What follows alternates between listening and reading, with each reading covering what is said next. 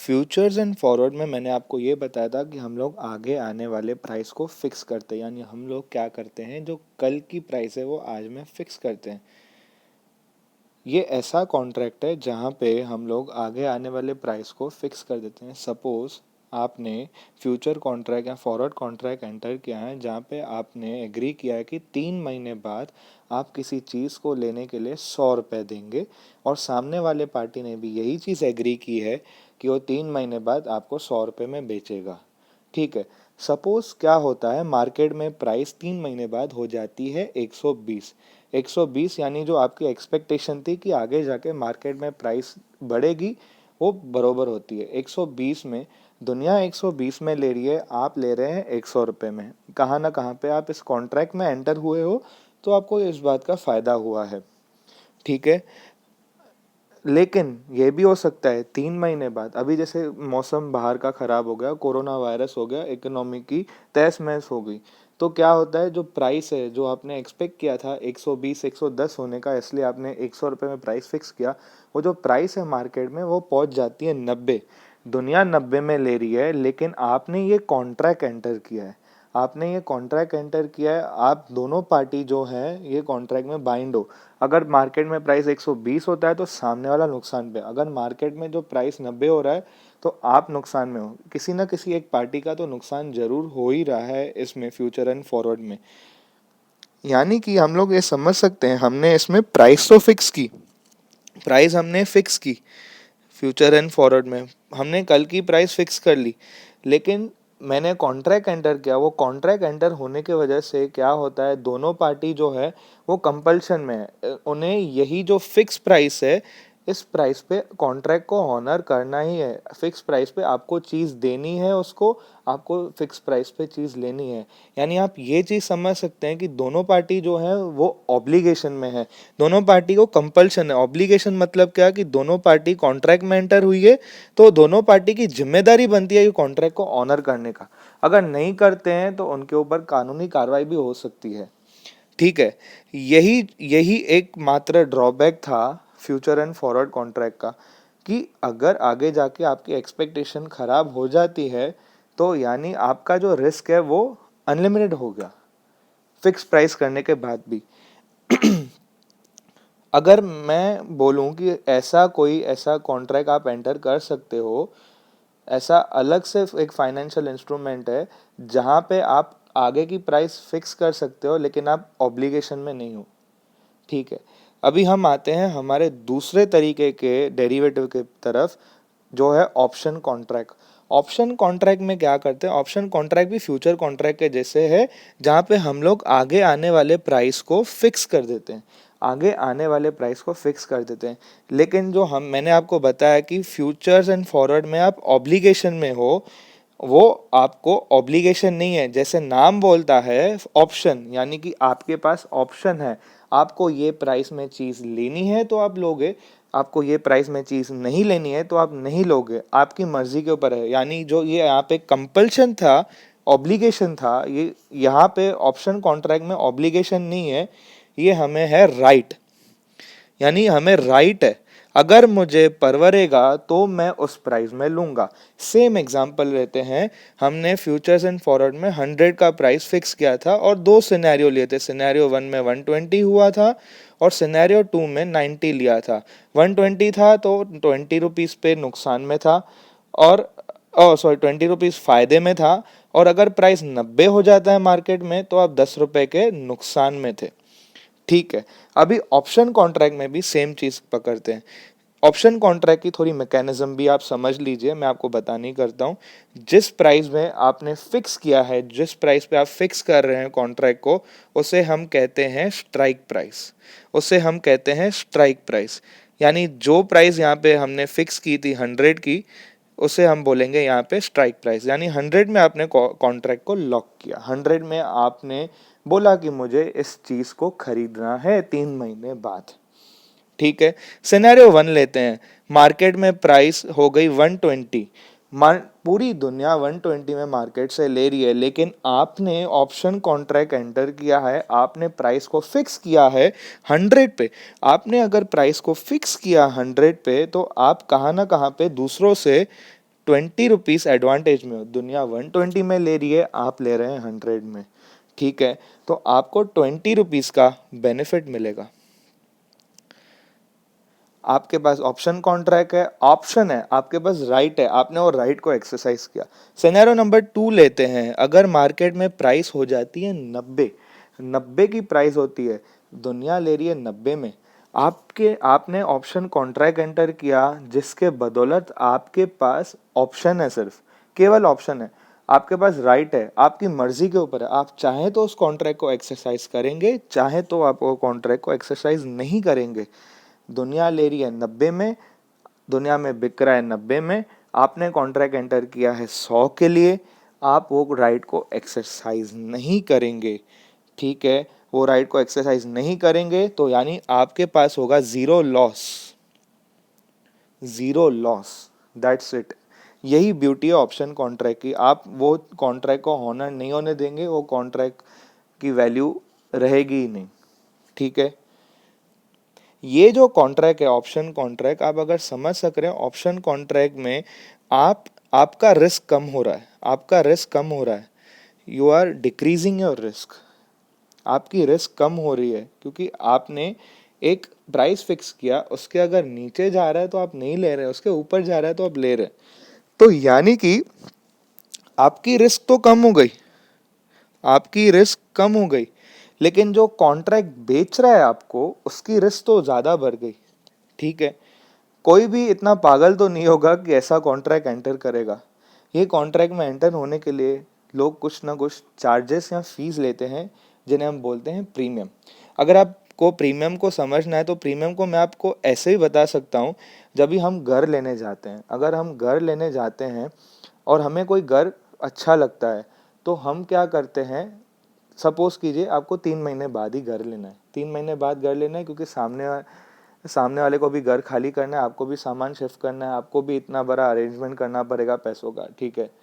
आप लोग 3 महीने पहले घर देखना चालू कर दें, आपको फ्लैट वगैरह या कोई भी घर बोलते हैं, अगर अच्छा लगा, आपने उस ओनर के साथ मीटिंग फिक्स की, नेगोशिएशन फिक्स की, आपने प्राइस तय किया 50 लाख प्राइस तय किया, ये प्राइस जो है ये 3 महीने बाद मिलेगी सामने वाले को, आप 3 महीने बाद लेंगे, क्या पता अगर सामने वाले को 50 लाख के ऊपर 55 लाख मिल जाए, तो वो पलटी खा सकता है, बरोबर। तो इसलिए वो सामने वाला जो आदमी है आपसे एक अमाउंट लेता है, जिसे हम बोलते हैं टोकन अमाउंट, ठीक है। ये token amount totally non refundable होता है। अगर आपको यही लोकेलिटी में 45 लाख का घर पसंद आता है, आप 45 लाख में ले सकते हैं, लेकिन आपको ये जो टोकन अमाउंट दिया है, जो आपने एडवांस दिया था, उसे आपको वापस नहीं मिलेगा। इसी तरह जो हम प्रीमियम पे करते हैं ऑप्शन कॉन्ट्रैक्ट में, उससे आप समझिए टोकन अमाउंट होता है, लेकिन वो कॉन्ट्रैक्ट के प्राइस से काटा नहीं जाता है, ये ओवर एंड अबाव रहता है। आपने जो प्रीमियम पे किया वो नॉन रिफंडेबल होता है, जैसे मैंने आपको टोकन का एग्जांपल लिया, ओके। ये तो मैंने आपको बेसिक्स बता दिया ऑप्शन कॉन्ट्रैक्ट का। अभी हम आगे चलते हैं on the types of contracts. There are 2 types of contract, call option and put option. What are call option? जो मैंने अभी आपको एग्जांपल दिया वो है कॉल ऑप्शन। कॉल ऑप्शन में क्या होता है, you have option to buy, you have option to buy, मतलब आपने क्या किया, आज कल के लिए जो प्राइस है उसने आपने फिक्स कर दी थी परचेस करने की, आपको एसेट परचेस करना है वही प्राइस पे, वो जो स्ट्राइक प्राइस थी उस पर आप वो परचेस करने के लिए राइट ले रहे हैं। और जो पुट ऑप्शन है वो एकदम उसका ऑपोजिट है, आप उसमें वो जो स्ट्राइक प्राइस है उस पर आप बेचने की कमिटमेंट कर रहे हैं। वहाँ अभी जो हमने एग्जांपल लिया था उसमें 100 में आप 100 में आप परचेस करने की राइट ले रहे हैं। और जो पुट ऑप्शन रहेगा, आप लोग पुट ऑप्शन में जो स्ट्राइक प्राइस रहेगा, आपके पास एसेट है, उसमें क्या था, आपके पास एसेट नहीं था, आपको एसेट खरीदना था। यहाँ पे आपको एसेट बेचना है, आपके पास एसेट है, बेचना है, तो आप क्या करेंगे, सामने वाले से कॉन्ट्रैक्ट एंटर करेंगे कि मैं ये प्राइस में तुम्हें बेचने का मुझे ये प्राइस में बेचने का तुम मुझे राइट दो। सामने वाला आपसे वो खरीदने का कमिटमेंट कर देता है, आपके साइड से कोई कमिटमेंट नहीं है। If you are getting a better price in the market, तो आप वो प्राइस में बेचें, अगर आपको वो प्राइस में नहीं मिल रहा है तो आपने एक प्राइस तो फिक्स किया है, आपके पास ऑप्शन है वो प्राइस में आप लोग बेच सकते हैं। रिवर्स, जैसे हमने पहले पढ़ा था कॉल ऑप्शन में हमको खरीदने का ऑप्शन था, यहाँ पे हमें बेचने का ऑप्शन है, बेचने का ऑप्शन है। Okay, we have option to sell, मतलब जो स्ट्राइक प्राइस है उस पे आप सेल करने का ये कर रहे हैं, राइट ले रहे हैं। ओके, मार्केट में सपोज यही सेम एग्जांपल लेते हैं, अगर 100 रुपये का पुट ऑप्शन यानी बेचने का ऑप्शन है, अगर 120 होता है, मार्केट में 120 में बेचा जा रहा है वही चीज़, आपके पास ऑप्शन है 100 में बेचने का, आप नहीं बेचेंगे, आप मार्केट में बेचेंगे तो आपको फ़ायदा होगा। ठीक है, अगर प्राइस 90 हो गई, कोरोना वायरस हो गया, प्राइस घट गई, लेकिन आपने ऑप्शन कॉन्ट्रैक्ट एंटर किया जहाँ पे आपने 90 में से 100 में से बेचने का राइट लिया है, आप क्या करेंगे, ऑप्शन कॉन्ट्रैक्ट एक्सरसाइज करेंगे, 100 में बेचेंगे, दुनिया बेच रही है 90 में, आप बेच रहे हैं 100 में, आपको 10 रुपीज़ का फ़ायदा मिलेगा। ओके, रिवर्स समझ लीजिए, जो हमने कॉल ऑप्शन किया था उसे उसका रिवर्स है, we have option to sell. आपके पास इसमें एसेट है, आपके पास इसमें एसेट नहीं है, आपको एसेट परचेस करना है। कॉल ऑप्शन में, पुट ऑप्शन में आपके पास एसेट है, आपको एसेट को बेचना है। अगर हम अगर मैं ऐसे थोड़ा एक्सपेक्टेशंस के टर्म में कहूँ तो ऐसे होता है कि जो कॉल ऑप्शन रहता है उसमें जो हमारी एक्सपेक्टेशंस क्या रहती है कि आगे जाके मार्केट में प्राइस बढ़ेगा, इसलिए हम लोग प्राइस को फिक्स कर देते हैं। ठीक है, यहाँ पे जो एक्सपेक्टेशन क्या है कि आगे मार्केट में प्राइस बढ़ेगा तो इसलिए एक फिक्स प्राइस रहेगी, आज तो ज़्यादा सही रहेगा, यानी मेरी एक्सपेक्टेशन क्या है, मार्केट में प्राइस बढ़ेगा। और पुट ऑप्शन में रिवर्स है एक्सपेक्टेशंस, कि हमको ये लगता है कि मार्केट में प्राइस कम होगा तो इसलिए हम लोग एक ज़्यादा अमाउंट में आज फिक्स कर देते हैं। इसमें जो मेरी एक्सपेक्टेशन है हमारी ये है कि जो प्राइस है वो कम होगी मार्केट में, इसलिए हम लोग कल की प्राइस आज ही डिसाइड कर देते हैं, with in right, not an obligation. Okay, तो आप ज़रा सर ये चीज़ समझ सकते हैं कि मैंने यहाँ पे अपर एंड फिक्स किया था। अगर लॉजिकली थोड़ा सोचें, मतलब क्या हुआ, 100 रुपये से ज़्यादा मैं ये चीज़ के लिए नहीं दूंगा, कॉल ऑप्शन है मेरे पास, तो आप ऐसे समझें कि आपने अपर एंड प्राइस फिक्स किया है, 100 से कम होगा तो मैं 100 से कम में लूँगा, 100 से ज़्यादा 1 रुपया भी मैं नहीं देने वाला हूँ। और अगर पुट ऑप्शन में बोलें तो हमने गिरने की लिमिट फिक्स की है। ठीक है, 100 रुपये से कम हुआ तो मुझे नहीं परवरेगा, मुझे 100 में बेचना है, 100 से ज़्यादा हुआ तो मैं मार्केट में बेच दूंगा। ठीक है, यहाँ पे मैंने गिरने की एक्सपेक्टेशन फिक्स की, पुट ऑप्शन में हम लोग गिरने की एक्सपेक्टेशन फिक्स कर देते हैं कि 100 से कम नहीं गिरूंगा मैं, और कॉल ऑप्शन में हम लोग एक अपर एंड फिक्स करते हैं, इससे ऊपर मैं नहीं ज़्यादा पे करने वाला हूँ। Okay, these are the types of option contract: put option and call option. Let me explain you further how these option contracts are styled in different manner. There are two style of option contracts.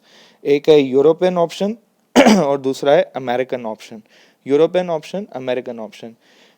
अभी मैंने आपको क्या बोला था कि हम लोग 3 महीने की बाद की प्राइस आज फिक्स कर देते हैं, वो प्राइस में अगर मुझे परवरेगा तो मैं यहाँ खरीदूंगा या बेचूंगा, depending on the type of contract, whether it's call option और पुट ऑप्शन। यूरोपियन ऑप्शन क्या होता है, यूरोपियन ऑप्शन, सपोज मैं टाइमलाइन रिफ्लेक्ट करता हूँ, ये है आज की प्लान, ये है 3 महीने बाद का टाइम। ठीक है, यूरोपियन ऑप्शन ऐसा ऑप्शन है जहाँ पे आपने फिक्स कर दिया और आप इस कॉन्ट्रैक्ट को सिर्फ और सिर्फ मैच्योरिटी पे रियलाइज़ कर सकते हो। इसके अलावा बीच में अगर सपोज मार्केट में अभी का ही सिनेरियो पकड़ लेते हैं कि आज अभी है जनवरी में आपने कॉन्ट्रैक्ट लिया, मार्च में कोरोना वायरस की वजह से प्राइस कम हो गया। ठीक है, तो आप देखेंगे कि आपके पास सपोज है पुट ऑप्शन है, सॉरी, आपके पास कॉल ऑप्शन है और आपका जनवरी में जो आपने प्राइस फिक्स किया वो था 100।